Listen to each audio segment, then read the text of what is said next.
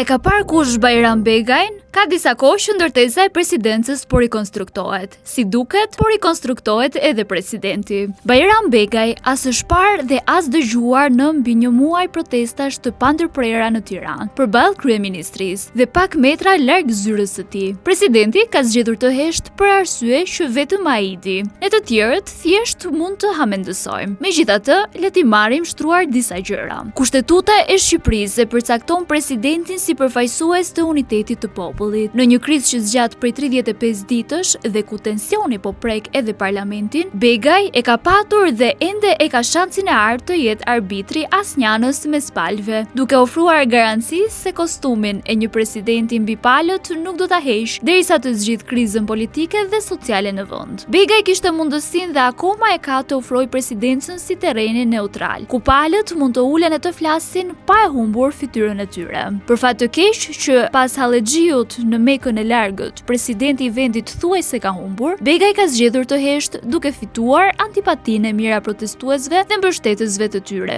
Duke zgjedhur të mos flas as dy fjalë, të mos reagojë me dy gisht letër dhe të refuzojë rolin që i do detyra, ai vetëm po e përforcon perceptimin si noter i mazhorancës, duke zhveshur presidencën nga autoriteti moral që duhet të ketë në momente të tilla krizash. Nëse i referohemi historisë politike shqiptare dhe asaj evropiane, dy faktorë që mund të ndihmojnë në ndërtimin e urave të komunikimit, ndërkombëtarët ose presidenti i vendit mund të detyrojë palët të ulen në tryezë dhe të negociojnë. Ne nuk kemi pse shkojmë larg, ku pak metra larg protestave të përditshme kemi presidencën. Kreu i saj mund të luajë fare mirë rolin e intelektuarit, por edhe nëse nuk mund të bëhet arbitër, Bajram Begaj duhet të flas dhe të injorojë disa juristëve që justifikojnë heshtjen e tij me kompetencat e kufizuara që i jep kushtetuta. Po, në republikë parlamentare si Shqipëria është e vërtetë që presidenti ka kompetenca të kufizuara. Ai nuk mund të shpërndajë parlamentin me dëshirën e tij, nuk mund të shkarkojë kryeministrin dhe nuk mund të shpallë zgjedhjen e parakohshme pa pasur një ngërsh të qartë kushtetues. Si për shembull, nëse kuvendi dështon të votë besoj qeverinë. Megjithatë, ka një ndarje të madhe mes asaj që thot kushtetuta dhe asaj që kërkon pesha morale e detyrës së presidentit. Kufizimi ligjor nuk e ndalon atë të veprojë si ndërmjetës ose si autoritet moral. Presidenti në këtë rast Bajram Begaj mund edhe duhet të thërras krerët e partive politike bashkë me përfaqësuesit e shoqërisë civile në tryezë konsultative. Ai mund dhe duhet të drejtohet parlamentit ose vendit me një mesazh siç i ka hije një presidenti mbi palë. Këto kohë heshtja e Begajt nuk është respekt ndaj kushtetutës, por ike nga përgjegjësia ku një president nuk e përdor kartën morale që i jep kostumi i kreut të shtetit, ai vetë sa veç vlerësohet në sytë e qytetarëve, të cilët duhet i përfaqësojë. Pyetja është pse po hesht Bajram Begaj? Është pyetja që me të drejtë ngret çdo qytetar që sheh në sytë e tij situata që po tensionohet. Palët nuk e lëshojnë dhe po qëndrojnë në llogarit e tyre duke pritur kush po lodhet i pari. Është e rëndë të shikosh kreun e shtetit tënd të qëndrojë pasiv, ndërsa vendi po kalon një nga krizat më të gjata sociale të viteve të fundit. A thua se protestat po bëhen diku në Shqipëri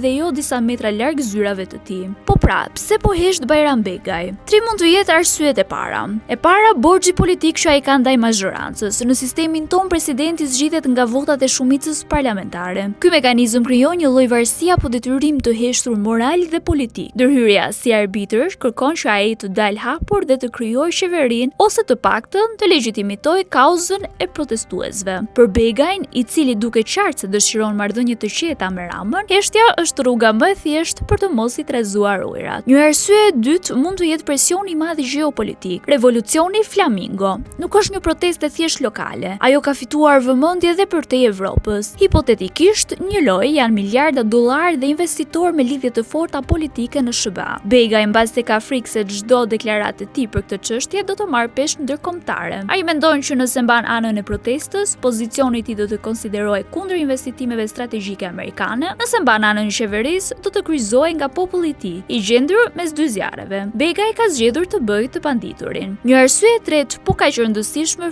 është frika që Begaj ka nga dështimi apo rënja e autoritetit të tij si president. Ai pyet veten, çfarë do të ndodhë nëse i ftoj palët në një tryezë diskutimi apo negocimi? Po sikur Rama të refuzoj ose ignoroj ftesën time? Po sikur Rama të pranoj, a do të pranojnë protestuesit? Ata mund të mëshojnë me dyshime dhe kanë të drejtë. Begaj ka të drejtë të mendojë kështu. Kur një president bën thirrje për dialog dhe palët e refuzojnë, autoriteti i tij moral rrëzohet brenda ditës. Por ai duhet ta mposhtë këtë Begaj nuk ka luksin të humbas shansin e madh që po jepet, për të treguar se kostumi kreu të shtetit që mban veshur i shkon dhe i shkon shumë. Ai nuk ka pse të zgjedhë ratin personale përpara përgjegjësisë kushtetuese si përfaqësuesi i unitetit të vendit. Bajram Begaj ka rastin të dëshmojë se institucioni që drejton nuk po funksionon si element dekorativ i sistemit, por si shtëpi e unitetit kombëtar. Për të bërë këtë, mjafton të referohet homologëve të tij afër nesh. Protestat masive të viteve 2017-2018 në Rumani janë ndoshta rasti më i përafërt me situatën aktuale në Shqipëri, kur qeveria social-demokratike kaloi me shpejtësi dhe pa transparencë në një dekret që lehtësonte dënimet për korrupsionin. Vendi shpërtheu në protestat më të mëdha që nga rënja e komunizmit. Presidenti Klaus Johannis nuk qëndroi neutral apo i heshtur. Ai doli vetëm në shesh mes protestuesve për të treguar mbështetjen për kauzën e tyre kundër korrupsionit. Organizoi tryeza dialogu dhe i bëri presion të hapur qeverisë. Ndërhyrja e tij morale dhe institucionale detyroi qeverinë të tërhiqte dekretin skandalos dhe shqetësoi rrugën. Një tjetër vend, Slovakia, u përfshi në protestat masive në vitin 2018 pas vrasjes së gazetarit investigativ Jan Kuciak për shkak se ai po investigonte lidhjet e mafjes me qeverinë. Presidenti Andrej Kiska nuk heshti, por mori menjëherë rolin e negociatorit dhe arbitrit moral. Ai u drejtua kombit, mbështeti kërkesat e qytetarëve për drejtësi dhe deklaroi se vendi kishte një krizë të rëndë besimi. Kiska thirrri liderët politik dhe udhëhoqi bisedime që çuan në dorëheqjen e kryeministrit Fico dhe rikonstruktimin e qeverisë pa pasur nevojë për dhunë rrugë. Te motra jonë në Itali, rastet e ndërhyrjes së presidentit janë aq domethënëse. Në disa momente historike, presidentët e Italisë kanë shpëtuar vendin nga kriza të rënda politike dhe sociale. Atje presidenti nuk hersh si ky yni, por merr rolin që njihet si pushteti i ndërmjetësimit. Në vjeshtën e vitit 2011, Italia ishte në buzë të greminës financiare dhe sociale. Protestat e studentëve dhe sindikatave kundër masave shtrënguese që kishin bllokuar rrugët e Romës dhe përplasjet me policinë ishin të dhunshme, kryeministri i asaj kohe, Silvio Berlusconi, kishte humbur mazhorancën dhe refuzoi të largohej, duke krijuar ngërç total. Çfarë bëri presidenti?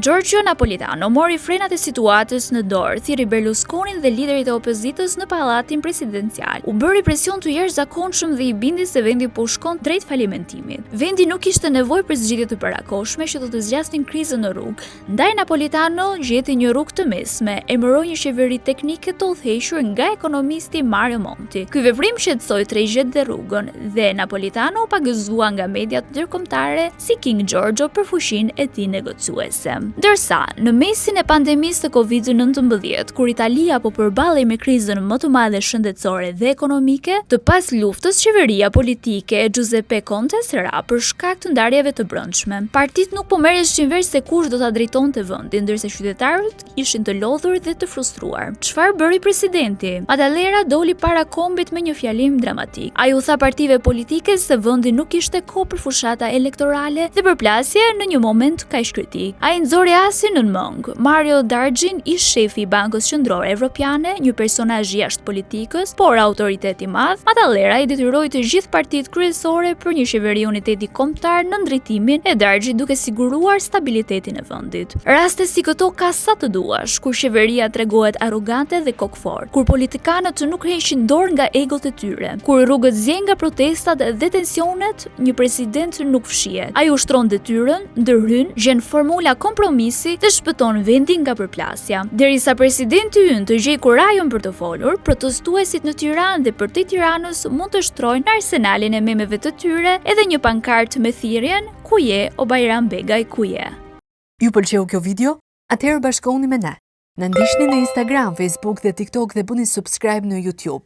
Klikoni like dhe share dhe aktivizoni njoftimet për të mos humbur asnjë video të re. Faleminderit për mbështetjen.